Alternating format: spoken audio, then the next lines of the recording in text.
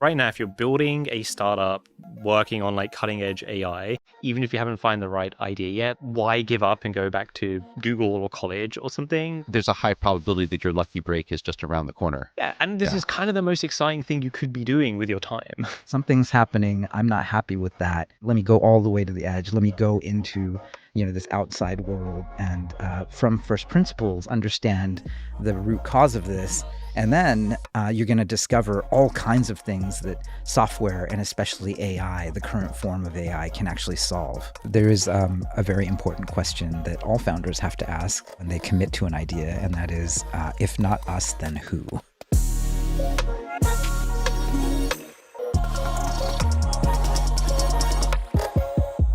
Welcome back to another episode of The Light Cone. I'm Gary.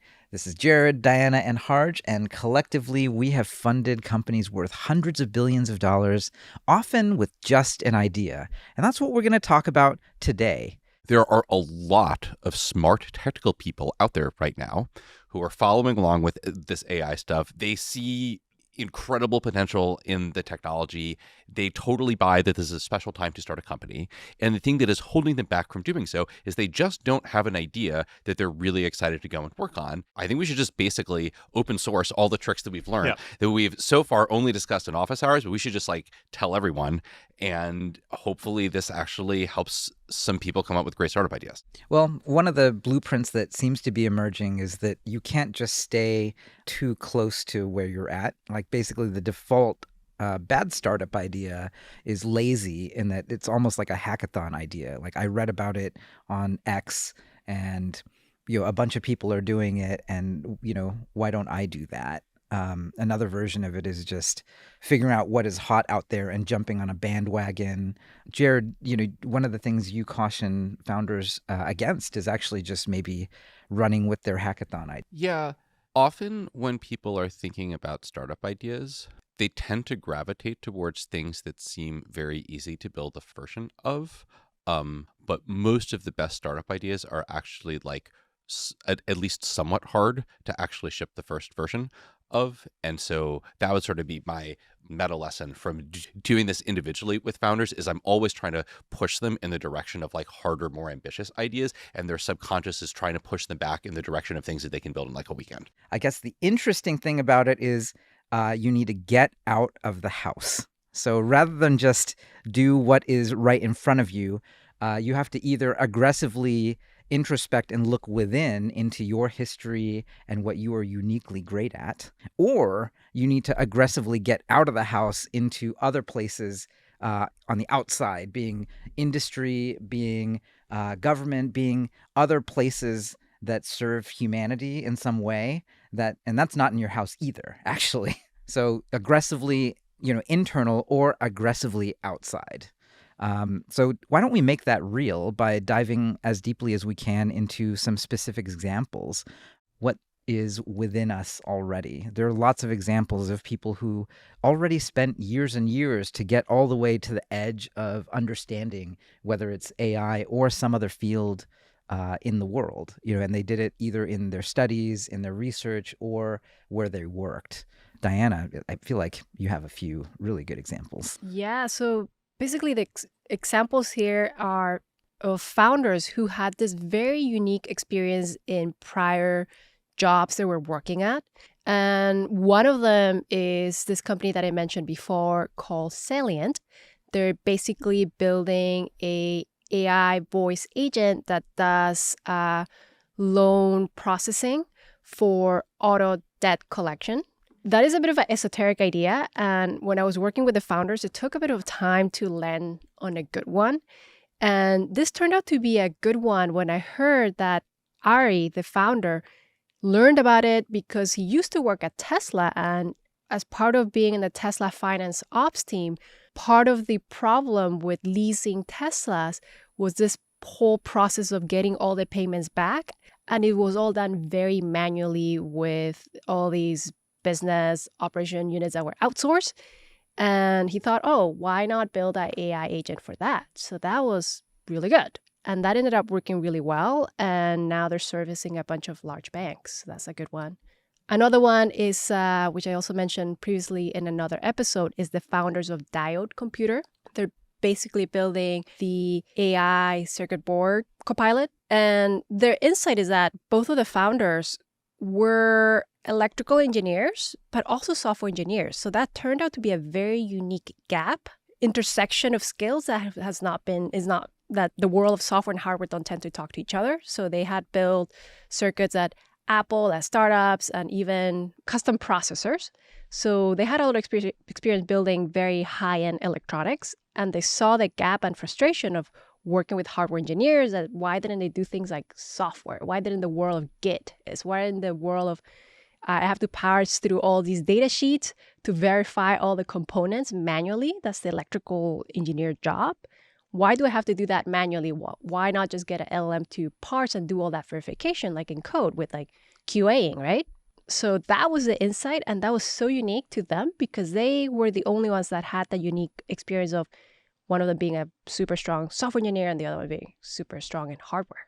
I think this is one of those cases where starting a startup that actually turns out to be successful requires you to be similar to a PhD or postdoc researcher in some sense, where you have to go all the way to the edge of what human beings know and understand. And then instead of publishing research that, sort of pokes that edge out a little bit, instead it's like you're creating a product or service that people really want.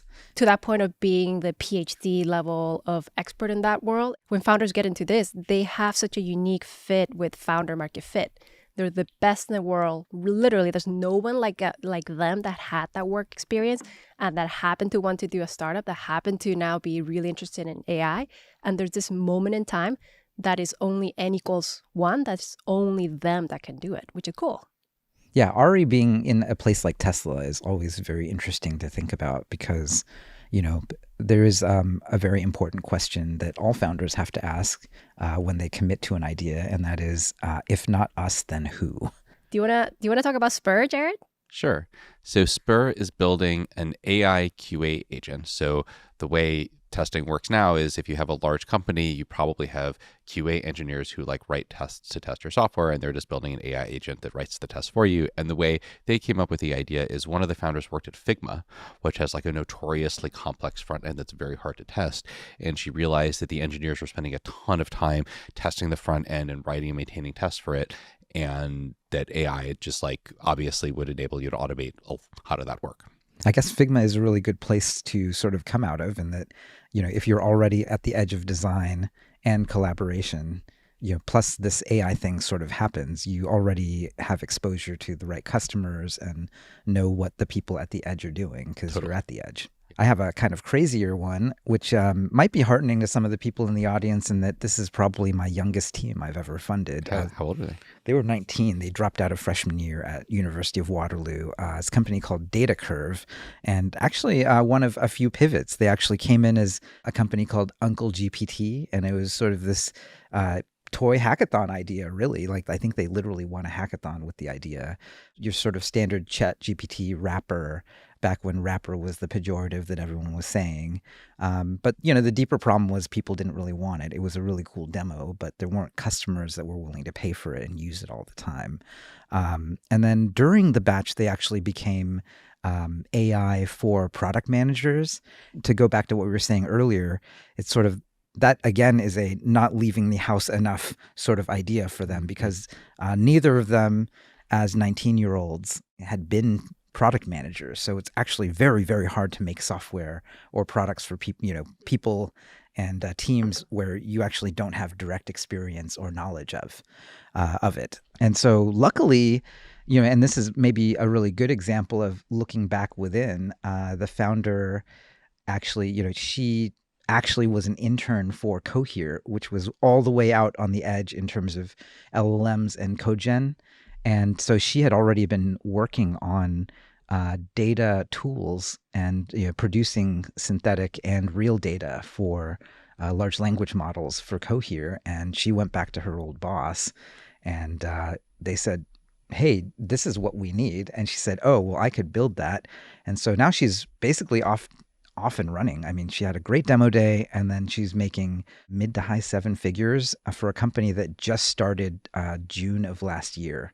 I have noticed this pattern with a lot of startup founders. Whenever I have a team in the batch that's pivoting and they do the office hours where they're like, lost confidence in my old idea. What should I go work on now? Like, the first node in my decision tree when I'm trying to like help them find a new idea is like, are the founders experts in anything? Because if the founders are experts in anything, then like often that's the place to look for ideas first. And the thing that I've noticed is that it's often surprisingly hard for the founders to actually know what they themselves are experts in. And sometimes you kind of have to pull out of them their actual areas of expertise. This is why it's extra hard for 19-year-olds. But at the same time, that's part of the reason why I really love this example. It's, that founder just had to reach back into her internship from the prior summer. And there was something lying in plain sight there.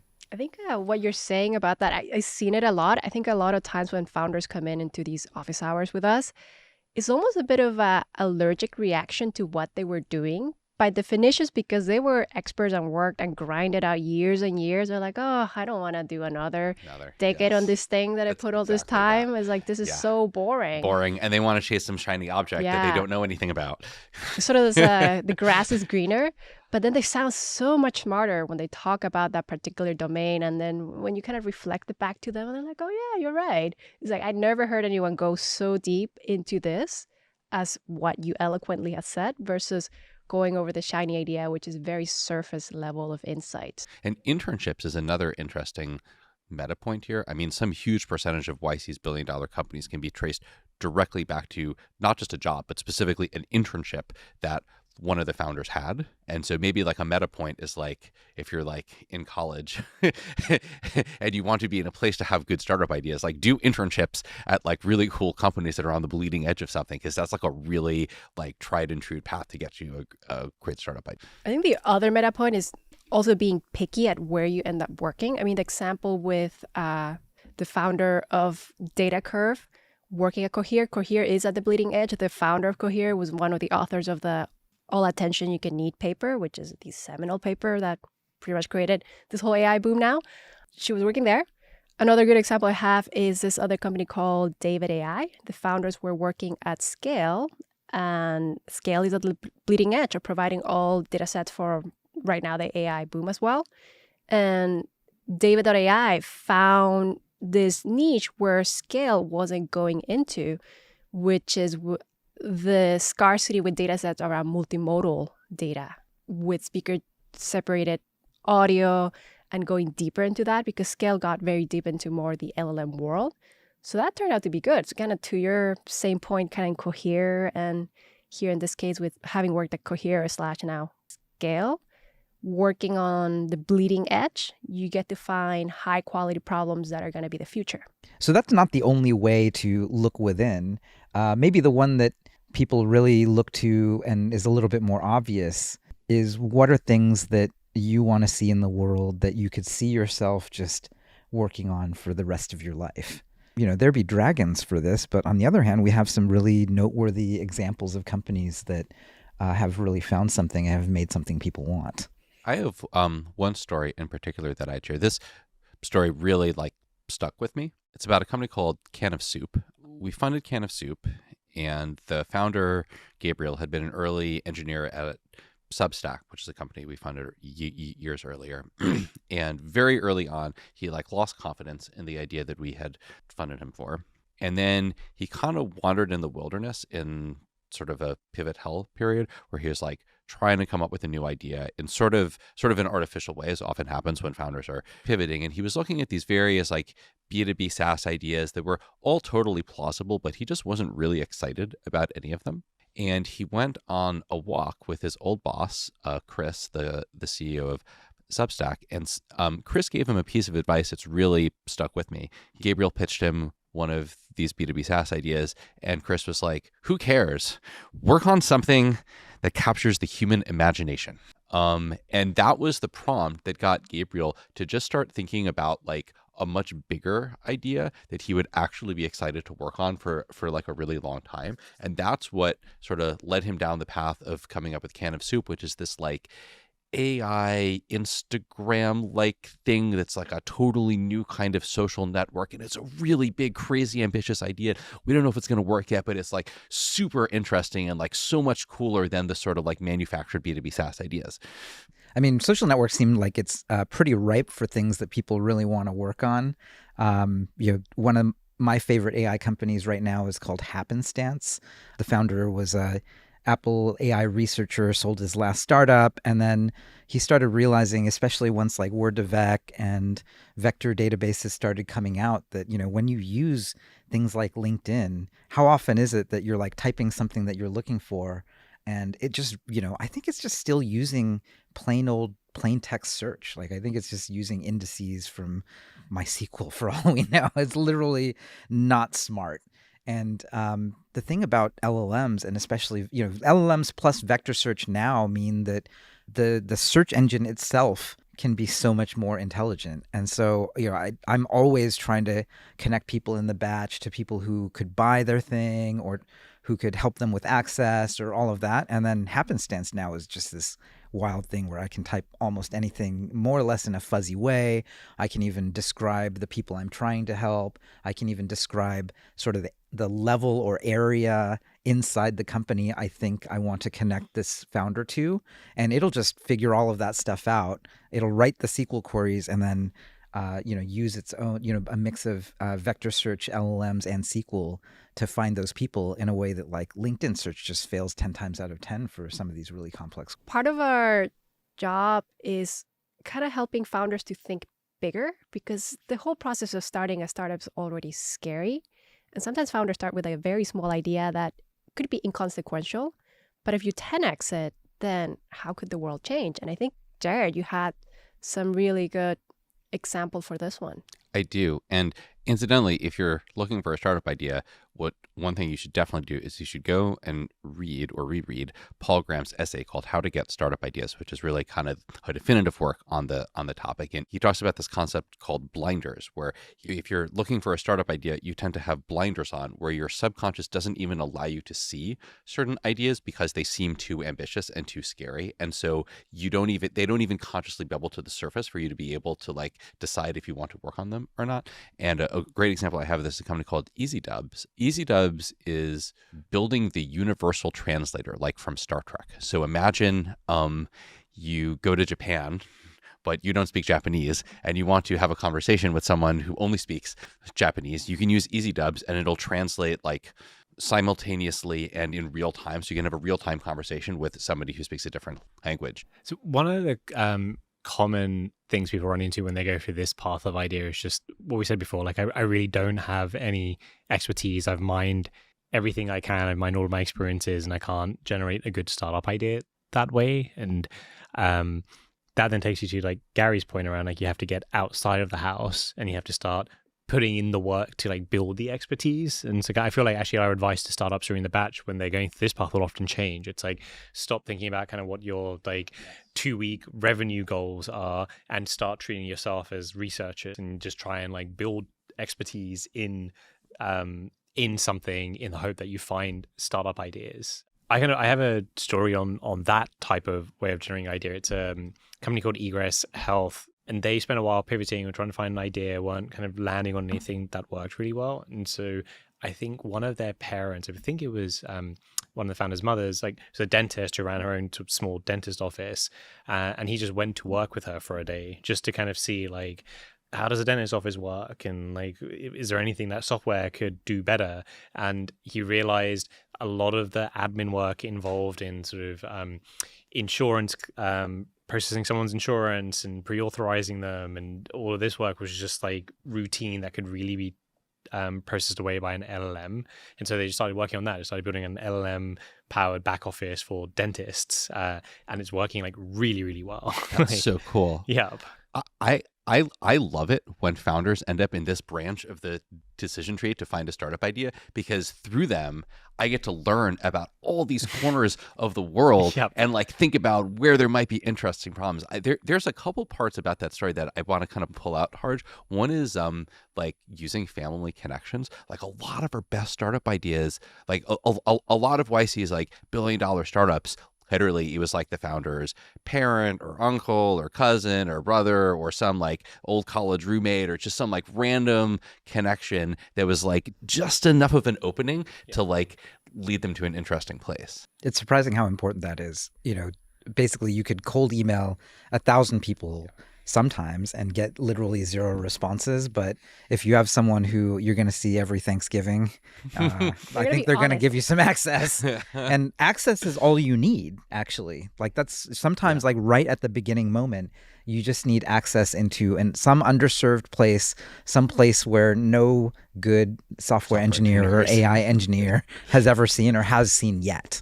Like it works now better than ever because of what we said in our previous episode about just how AI agents are going to be so much bigger than SaaS. I think take the Salient example, the Egress Health example, probably 5 years ago, building software for just like car loan lenders or just for like a small dentist practice was probably not a big enough opportunity by itself. And so people probably felt, oh, like my connections or my expertise are not that valuable. But now it's like any one of these things with AI, it's so much more valuable than just building like a CRM for a dentist office. You're like actually replacing a human. The human's probably being paid like 60 to 80,000 bucks minimum like per year. And so just the value of your software just went way, way, way up. And I also love that they actually went on site and spent a day in the dentist office just being like a fly on the wall. Like anytime you can find anyone working in any industry who will let you do that is freaking gold. Yeah. Like you're going to discover something cool. I think it's this concept of going undercover as an undercover secret agent to learn all the deep secrets about a industry, which is all kept kind of behind closed doors for good reasons outside of the outsiders. But because you have this special connection with a family member or someone like that, or sometimes founders are very charming and they get in through that as well. I've had one example like that. And you can kind of learn a lot about these esoteric industries. One example is this company called Happy Robot. They're basically building AI agents for coordinating logistic for truckers. They don't come from trucking, such an esoteric world from them. The founders are Spanish, which is like very far removed from this, and PhD students. And the way they landed onto that is just the founders are very personable. They're very friendly, and when you talk to them, you want to be friends with them. Well, the good news is even if you aren't connected by family or friends, you might also not be friendly and extroverted enough to make it work the way Happy Robot did. There is still another way, and I'm going to not put this company on blast because they are an AI billing company that is doing well. But the way they came to the idea was not through connections per se. One of the co-founders actually got a job doing medical billing as a biller, as a remote person for a New York-based optometrist office. And he did not actually disclose that he was using software or building software, but that's what he did. He got a job. It was like an undercover job. Like it wasn't like he happened to be working as a medical biller. He's like, I want to automate medical billing, but in order to do that, I need to understand how it works. So I'm going to get a job as a medical biller in order to understand how it works from the inside. Am I understanding exactly? It right? Okay. He actually got a real job and was paid as a medical biller. I have a founder who did the same thing in a different industry. It's wild, right? It's totally wild. But it works if you don't have connections and you can't walk in and sweet talk people to get access. There are just jobs that are knowledge work jobs that you can do. And then this is actually my pitch to, sometimes to regulators, that open source is actually a very important piece of this. Because the reason why this person was able to do it legally was he was building his own software to automate the work all locally on his own computer. So, he was like building his own AI agent robot using Llama 3 to replace himself on 2 MacBook Pros at the time. That's and cool. There was no violation. No laws were broken. It's legal to use your own computer and use Zoom and use those things to actually go and work with an external party's thing because it was a remote laptop job and you could do that really easily with it. So I think that was one of the crazier examples, and it sounds like that's something More that founders should totally do this. They should totally just go get random jobs, like working in random industries, and learn about them from the inside. It doesn't take that long. It's not like you have to, get like an MD or something in order to to become a medical biller. I think it's like a 2 Yeah, to there's nothing. 4 week training program or Yeah, something. exactly. Like that. Yeah. And those are actually sort of the ideal things to get automated right now, sort of, remote laptop jobs that you can get very easily. It turns out LLMs are very good at doing those jobs these days. And laptops are very powerful, and, synthetic data down to lower, smaller parameter models is also very good. So this is kind of the golden age of truly going undercover. I think one of the themes here is how do you go all the way to the edge of, what people know, especially if you yourself are an engineer or AI engineer. And this one was kind of an intense one. So Able Police actually does work with police departments. And the reason why the founder is actually Growing Daniel on Twitter. So the way he found out about this problem was actually, pretty serious. Like one of his friends was the victim of a crime. He started doing research and discovered, as I discovered in San Francisco, that many police officers are actually just drowned in paperwork. You might do an 8-10 hour shift, and then you're spending 2 or 3 hours of those 8 hours to 10 hours just filling out paperwork at the end of it. San Francisco has this crazy law where if you stop anyone to even talk to them, you have to fill out as much paperwork as if you had arrested them. Oh my God. So how can you do police work when you have a police commission that drowns you in paperwork like that? And this is not merely a San Francisco thing. This is like almost all over the United States.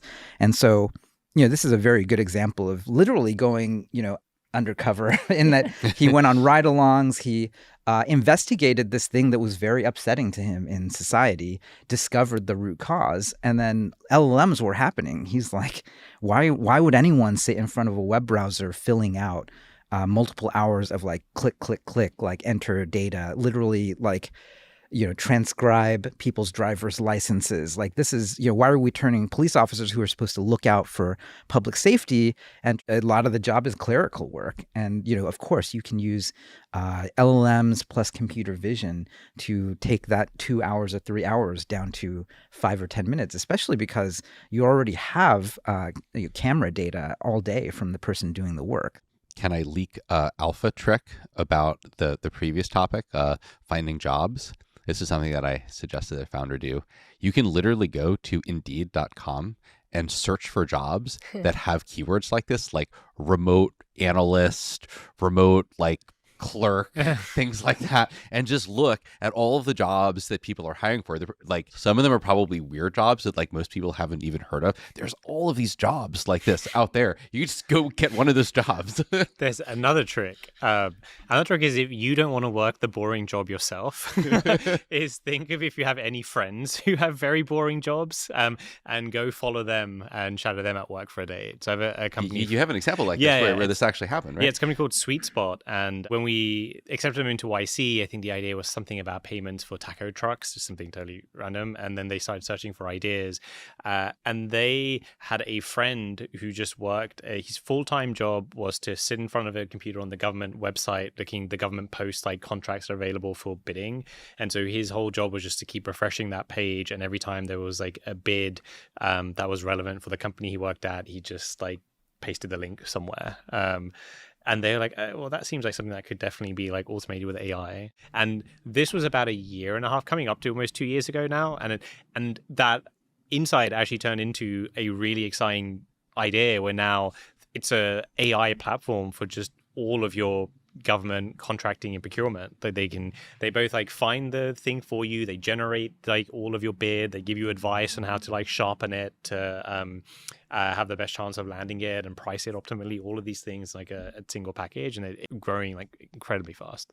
I think in that category of Indeed jobs is also this jobs that AI is very good at automating that are temporary. I think, Jared, you work with one of those companies. Any category of jobs that is being outsourced to a low wage country is like a strong signal that there is a startup to be built right now in the current era. Like that's just like an amazing place to look.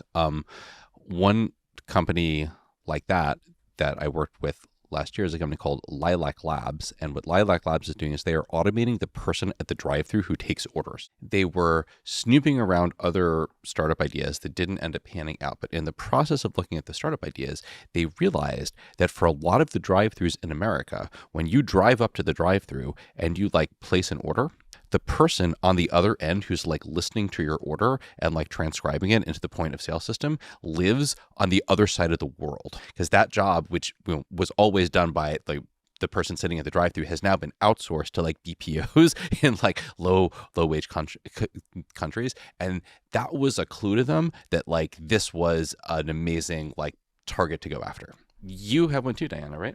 It's a little bit different flavor. So this is more for looking into spaces where there's a product that is not 100% working and there's a bunch of consultants that are making a bunch of money to just get that product to work.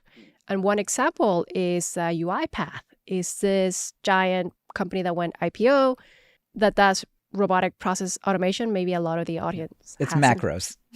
A lot of macros to automate workflows on desktops that enterprise buy it. But in order to get UiPath live, it's just so much work. It takes like consultants and consultants. They need to be certified.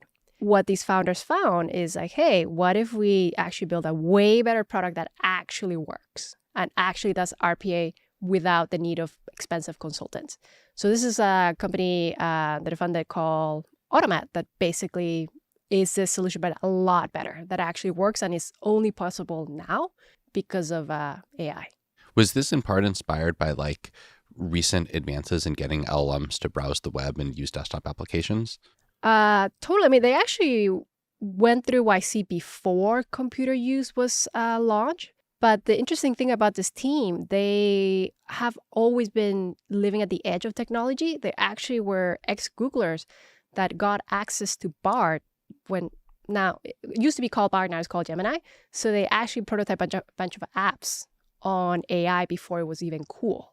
So this is during the pandemic and before it. So they had a lot of experience building with AI before everyone did. And they saw this is a place that's going to go. I think that's a cool meta lesson. Like PG has this line in his essay, live at the edge and notice what's missing. Yep. Like you're in a way better position to have a great AI startup idea if you're constantly trying the latest stuff and like actually personally consuming and developing on the very latest stuff, because then you're one of the first people to realize that something new is possible. And also if your friends are doing the same, like Yeah. actually, I think it's an example, if you have friends who are working at interesting companies or companies themselves that are pushing things on the edge, it can be really valuable. I have another story of a company that searched and pivoted an idea during the batch called PrayDB, and they had friends who had sold their startup to another startup that was this is just during the era where sort of Pinecone and vector databases were becoming more and more popular, because AI was just taking off. This is around like late 2022, early 2023.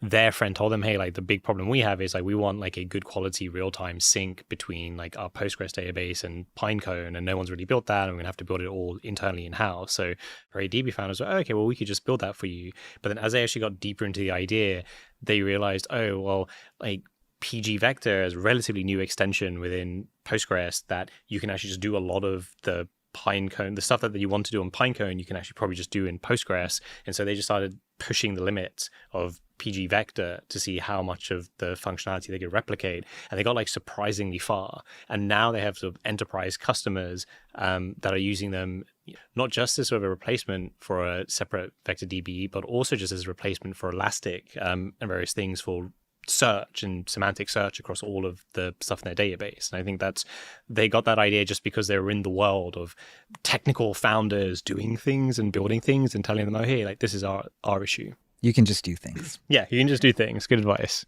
And to that point, I think the thing that makes this category of looking outside in is to hang out with very smart people. Like your example, I have another one, is this company called Reducto. And because they were in YC, they got to be friends with a lot of other founders that were building at the edge of AI. And they found an interesting problem for a lot of the RAG applications. In order to get them to work well, you need to be able to extract the chunks on it very well. But this kind of problem, you would only find out if you end up working with the top percentile of builders are really at the edge of really building the next generation of applications.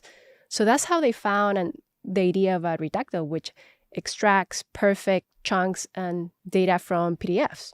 Another way I've seen people build the expertise to get an idea. It's not, I wouldn't even call it quite expertise, but this is something just getting going and building any product like makes you like an expert in whoever the users of it are and puts you in a good spot to find ideas.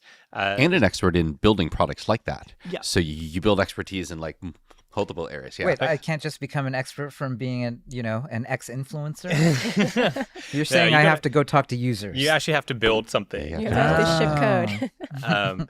A company that went through that I worked with YC in 2022 again, so almost 3 years ago, searching for ideas. The idea they landed on was the freelancer marketplace, and honestly, they didn't have, the company's called Juicebox. They didn't really have much differentiation for that idea, but they were just excited about it. They'd done some freelance work themselves. So they just wanted to start building it. I was like, go ahead. And they worked on that idea for a decent chunk of time, and it didn't really take off.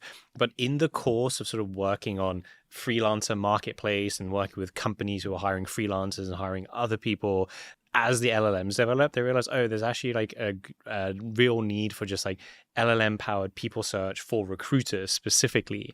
And they started building that. And that has really taken off. It's called People GPT. And it's just like the really effective search, especially for recruiting teams, to just find exactly who they want with sort of a fuzzy prompt. And it will just give them a list of all the dream candidates to go and ping. And you can see how like they've never been recruiters themselves. They never actually really hired people. But the expertise they built was because they just launched something. There's this funny thing during the batch, especially around fundraising, which is a very interesting phenomenon. I'm sure you guys have seen this too, where we have founders who are out there, they ship a product, they're talking to real users, those users turn around and give them their credit card number or, sign on the dotted line like big enterprise contracts for $10,000 or $100,000 a year. And then fundraising rolls around, they start getting the first no's, and then it's like just getting gut punched by, gut punches after gut punches, and they come back in office hours and they're like, investors don't get it.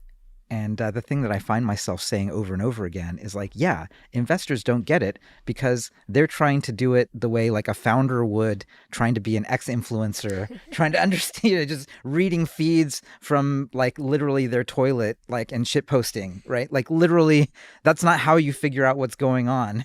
Why would you, the person who's outside of the house, not on the toilet, outside of the house, out there talking to people, shipping software and doing things, like why would you be taking any cues at all from the person who's still sitting on the toilet, like scrolling an X feed? Like it doesn't make any sense, right? You have direct knowledge of the world out there, and you're coming back into Plato's cave, and this person is like saying, well, I don't see the shadows yet on the back wall. And it's like, let me tell you, it's out there, right? Like you literally have seen it with your own eyes. Here's another instance that I've seen where founders like psych themselves out, Carrie, that's related to that, which is founders who psych themselves out because spaces seem too competitive. And they end up like shying away from going after ideas that are actually really good because like two competitors launched on TechCrunch and like raised seed funding or something like that. Harj, you have a good example of a company. Yeah, it's a company both Gary and I worked with, actually. We mentioned before, like GigaML. They originally applied with a EdTech idea. It was an idea to help Indian college students apply to US colleges, Indian high school students apply to US colleges. Then they pivoted into fine-tuning as a service, sort of around the time where that was just like the open source models had just been released. They couldn't build a sustainable business, so they didn't quite crack that nut. And they were looking for applications of the fact they had become experts in fine-tuning like models for specific purposes. And they were trying to find a vertical application. And the one that they were most excited about was customer support. But they felt that it was very crowded. Like there were lots of people doing customer support, but they went for it anyway. And specifically, they really focused on one company, Zepto, which has really been willing to be like a real early cutting edge adopter. I mean, another meta point here is like Zepto themselves really want to be like the most like operationally efficient delivery company in the world. So they were looking for these really like high quality pieces of tech. Rumors of IPOing later this year. Who knows? Who knows? Who knows? We don't know. What I will say about the GigaML founders is they are incredibly smart engineers and not natural salespeople at all. And just one thing I'm used to pre-AI, I'm curious if your opinions on this, is it often feels, especially with B2B SaaS things, like if you're entering a crowded space, it's often as much about how can you differentiate on just sales versus like necessarily like your first product. And so you gravitate towards, like, I need to feel that this team can really like sell in order to get anywhere if they're going to launch, a new payroll product, for example. But with GigaML, what I noticed is that so many of the things just actually don't work very well. Doing like AI that can really replace your customer support team of humans is a hard technical problem. And so although lots of people are pitching that they have it, very, very few people can actually deliver to the level that customers want. And it just turned out that GigaML were like, their technical strength meant that they could actually deliver what no one else could, and that got them this deal, and now it's sort of snowballing from there. That's like a huge enterprise deal. Did they close up to during the batch? No, they were pivoting for quite a while, Oh, actually. okay. This is one of those stories of where I think it took them about a year, if I don't recall, to find the right idea. And that's quite normal, actually. It's quite normal, actually. Yeah, a lot of our best companies in recent years have been that.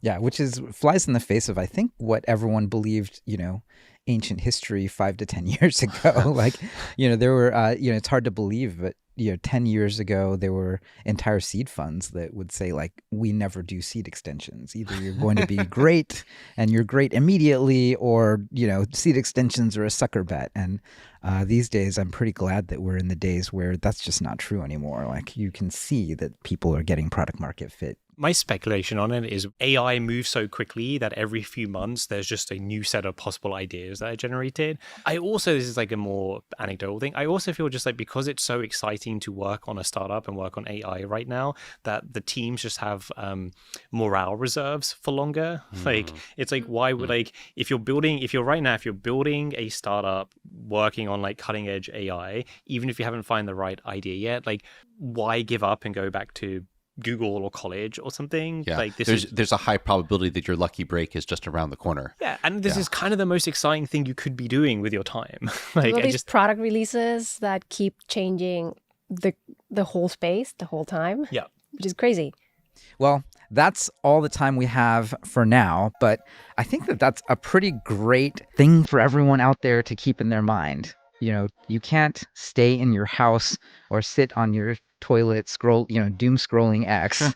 You have to either look very deeply within you to find that you're already on the edge because of something you've done, or you need to radically get out of the house, go into other people's real businesses and the real problems that humanity faces, and then get first principles understanding of what's going on out there, and then you can build $1 billion business using AI. We'll see you guys next time.